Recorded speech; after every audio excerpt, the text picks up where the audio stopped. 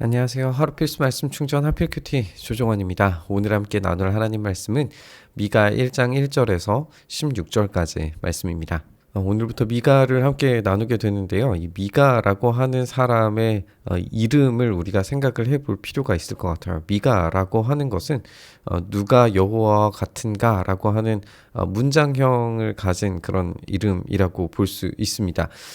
이제 축약형인데 미가야라고 했을 때 이 야가 하나님이고 미가 누군가 그래서 누가 하나님과 같은가라고 하는 그런 문장형이 축약되어서 미가라고 그렇게 부를 수 있습니다. 이런 언어적인 유희들이 미가서에서는 굉장히 많이 발견되는데요. 이따가 우리가 함께 살펴볼 이 도성들의 이 이름에서도 그런 의미들을 찾아볼 수가 있습니다. 이 미가가 활동하던 당시의 이 시대에는 굉장히 북이스라엘과 남유다에게는 위험한 시기였어요. 왜냐하면 당시에 아수르라고 하는 이 거대한 제국이 확장 정책을 통해서 남쪽에 있는 지역에 영향력을 미치기 시작했거든요. 그래서 요담과 아하스 히스기야 시대 이제 결국에는 이때쯤 북이스라엘이 멸망하게 됩니다.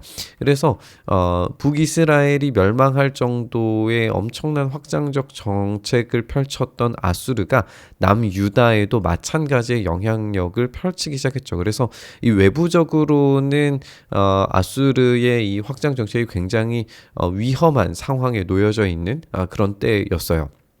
그런데 다만 외부적인 문제만 있었던 게 아니라 이 사마리아와 예루살렘 이 두 이스라엘 하나님의 백성으로서 부르심 받은 이 민족들이 이 정치적으로 그리고 하나님을 따르는 이 종교적으로 굉장히 부패하고 또 하나님 앞에 죄를 짓는 그런 모습들을 많이 발견하게 됩니다. 이스라엘 백성들이 참되게 섬겨야 하는 왕이 누구인가?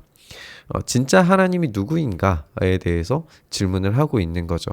이들이 하나님을 섬기고 있다고 말은 하고 있지만 참된 하나님을 섬기지 못하는 이런 모습들을 우리가 발견하게 될 겁니다. 백성들아 너희는 다 들을지어다. 땅과 거기에 있는 모든 것들아 자세히 들을지어다. 주 여호와께서 너희에게 대하여 증언하시되 곧 주께서 성전에서 그리하실 것이니라. 이제 하나님은 성전에만 계시는 것이 아니라 이 성전에서 마치 나오셔서 땅과 거기에 있는 모든 것들에게 하나님이 누구신가에 대해서 직접 증언하실 것으로 기대됩니다. 그래서 하나님께서 직접 자신을 증언하실 때에는 이것은 단순한 사건이 아니게 되죠. 이것은 마치 이 종말적 사건이 될 겁니다. 하나님의 그 엄청난 위엄과 권위 앞에서 온 세계가 떨면서 그 앞에 복종할 수밖에 없어요. 그 엄청난 임재의 상징을 이제 보여주는데 여호와께서 그의 처소에서 나오시고 강림하사 땅의 높은 곳을 밟으실 것이라. 땅의 높은 곳이라고 한다면 이제 아수르와 또 북이스라엘, 남유다로 이어지는 이 길목들을 보면 결국에는 이 언덕, 산 위를 점령해야 이 밑에 있는 지역들, 골짜기 지역들을 다 정복을 하기가 수월해지죠. 그래서 군사적 요충지라고 할 수 있습니다. 그리고 이 땅의 높은 곳을 수복하는 것이 이것을 점령하는 것이 한마디로 말하면 그 땅의 이 권위를 획득하는 일이었어요. 그런데 하나님께서 땅의 높은 곳을 밟으신대요. 그러니까 한마디로 말해서 모든 땅이 다 하나님의 것이다 라고 선언하고 있는 거죠. 아수르가 제 아무리 강력하다고 하더라도 하나님께서 그 높은 곳을 밟으실 때 아수르가 할 수 있는 일은 아무것도 없다라는 이야기입니다. 그 아래에서 산들이 높고 골짜기들이 갈라지기를 불 앞에 밀초 같고 비탈로 쏟아지는 물 같을 것이니 자연현상으로 하면은 화산이 터지는 듯한 그런 모습을 상상을 해볼 수 있는데 이것이 이제 하나님께서 임재하시는 그런 모습이라는 거죠. 화산이 터질 때의 모습을 우리가 조금만 더 생각을 해보면 이 구름과 번개로 임하게 됩니다. 그리고 여기에 녹아지고 갈라지고 비탈로 쏟아지는 물 같다라고 하는 것이 산이 생기기도 사라지게도 만드시는 거예요. 그러니까 산이라고 하는 것이 가지고 있는 엄청난 상징성을 생각을 해볼 때 이 높은 곳에 올라갈 수 있는, 하늘과 가까이 갈 수 있는 산들을 무너뜨리고 다시 세울 수 있는 권위조차도 하나님께 있다는 거예요.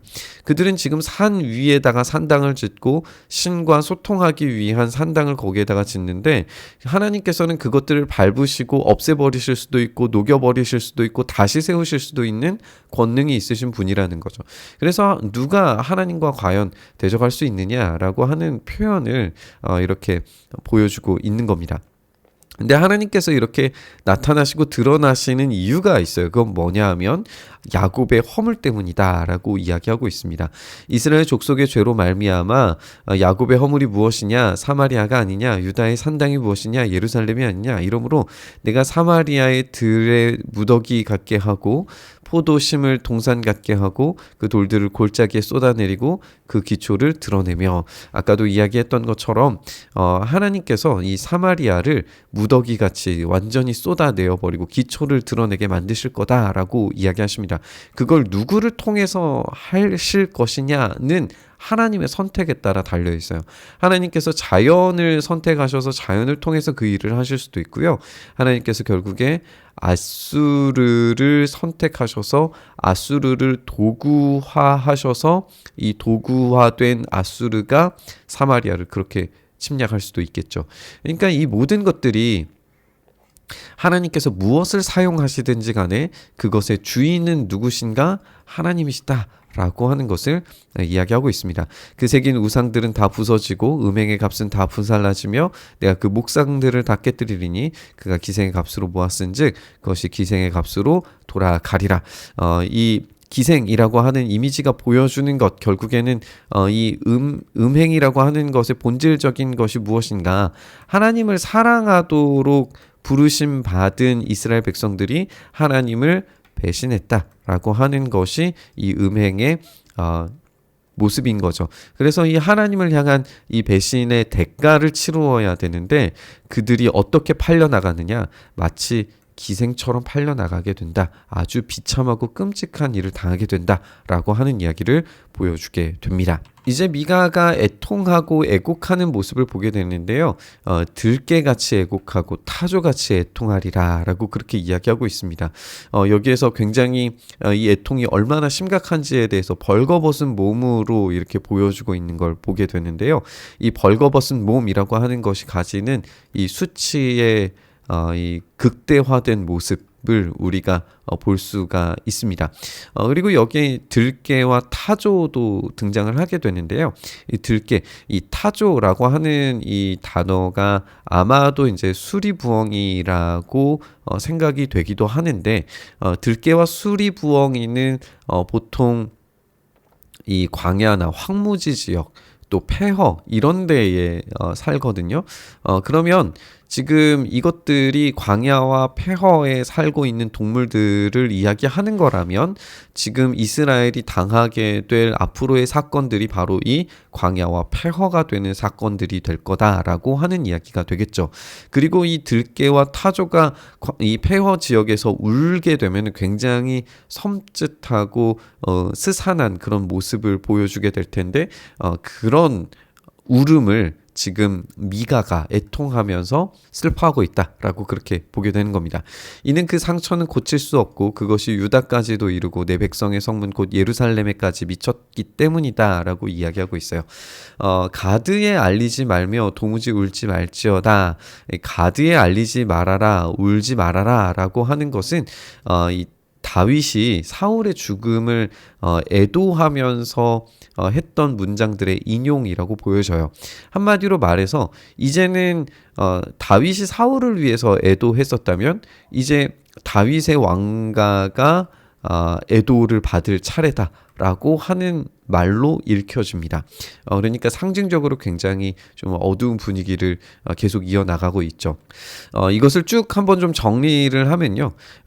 벳레아브라고 하는 곳은 티끌의 집이라고 하는 뜻을 가지고 있는데 결국에는 티끌처럼 굴르게 되었다라고 하는 이스라엘의 이 최후의 모습을 이제 예언하게 되는 것으로 보여지고요. 이 사빌의 주민, 사빌이라고 하는 건 아름다운 성읍이라고 하는 뜻을 가졌는데 벗은 몸에 수치를 무릅쓰고 나아갈지어다. 한마디로 말해서 아름다운 옷을 입었던 자가 옷을 벗게 되고 수치를 당하게 된다라고 하는 의미죠. 사난이라고 하는 이 지역은 나가는 성읍이에요. 나가다라고 하는 뜻인데 나오지 못하게 되고 벳 에셀이라고 하는 것은 이웃집이라고 하는 뜻을 가지고 있는데 애곡하여도 의지할 곳이 없게 하리라. 한마디로 말하면 이웃집이 가장 친하기 때문에 좀 의지할 수가 있는데 그런 이웃집조차도 사라지게 만들겠다라고 하는 하나님의 경고입니다. 마롯이라고 하는 곳은 이제 쓰다, 마라라고 하는 어원과 이제 비슷하고 유사한데 근심 중에 복을 바라니 단 것을 바라죠. 그런데 재앙이 여호와께로 말미암아 이 예루살렘 성문에 임했다. 결국에는 이 마라라고 하는 말과 유사한 뜻을 가지는 이 쓰다라고 하는 의미를 가지게 될 겁니다. 라기스라고 하는 곳은 이 병거로 굉장히 유명한 지역이죠. 그리고 예루살렘으로 들어가게 되는 아주 중요한 요충지입니다. 그리고 이 라기스에서 벌어지는 이 전투도 아직도 유명하게 회자되는 그런 이야기이죠. 이 라기스 주민아 너는 준마의 병거를 메울지어다. 라기스는 딸 시온의 죄의 근본이니 이스라엘의 허물이 내게서 보였습니다. 라고 그렇게 이야기하고 있어요. 사실 이제 병거를 통하여서 예루살렘을 방어하는 곳이 되어야 되는데 라기스가 어떤 역할을 했느냐 결국에는 이 세속적으로 너무나도 재빨리 달려가는 병거가 되어서 이스라엘이 죄를 짓게 만들었어요. 그래서 예루살렘을 방어하기는커녕 오히려 더 빠르게 도망치게 되는 세상을 향해서 도망치게 되는 그런 모습을 보게 된 거죠. 그래서 방어 역할을 하기는커녕 오히려 도망가야 하는 성이 되었다라고 하는 이미지를 보여줍니다. 여러분 너는 가드 모레셋에 작별하는 예물을 줄지어다. 이 모레셋이라고 하는 곳이 아까 살펴봤던 미가의 고향인데 한마디로 말하면 약혼자라고 하는 이름과 약간 유사한 발음을 가진다고 해요. 그래서 작별하는 예물이라고 하는 것은 원래 약혼자에게는 영원히 함께할 예물을 줘야 되는데 작별할 예물을 주어야 된다. 한마디로 말하면 하나님과의 이 결혼 관계가 완전히 파탄난 지경이 돼버렸다라고 하는 것을 보여줍니다. 이 악십의 집들이라고 하는 곳은 이 속이다라고 하는 뜻과 유사한 발음이 나는데 이스라엘 왕들을 속이리라라고 하는 이 언어 유기가 그러니까 한마디로 계속 일어나고 있는 걸 우리가 확인할 수가 있어요. 마레사 주민이라고 하는 곳은 이 상속자라고 하는 뜻과 이제 유사한 발음이 나는데 너를 소유할 자로 내게 이르게 하리니 원래는 이스라엘을 소유하실 분이 하나님이셔야 되는데 이 너를 소유할 자가 아수르가 돼버리는 이 비극이 펼쳐지게 되는 거죠. 너희의 이 이스라엘의 영광이 아둘람까지 이를 것이라. 아둘람이라고 하는 곳은 다윗이 이제 피신했던 도피처이죠. 한마디로 말해서 이스라엘이 이제는 더 이상 숨을 곳이 없을 정도로 도망가야 하는 아주 비참한 지경에 처해진 그런 운명을 보여주고 있다라고 볼 수 있습니다.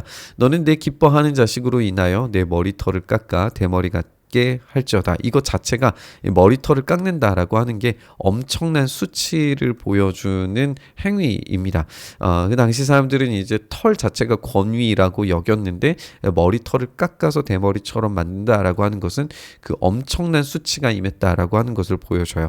내 머리가 크게 벗겨지게 하기를 독수리 같게 할지어다. 이는 그들이 사로잡혀 너를 떠나갔습니다. 이 독수리가 임하는 곳이 어디인가를 생각할 때 이 시체가 나둥구는 이 전장터를 상상하기 쉬운데 그런 정도의 수치와 엄청난 파괴를 경험하게 될 거다라고 하는 이야기를 우리가 읽게 됩니다. 우리가 함께 읽은 것처럼 이 언어 유희를 통해서 원래 아름다운 의미의 이 성읍들이 얼마나 비참하게 변해가는가라고 하는 걸 우리가 생각을 해보게 됩니다.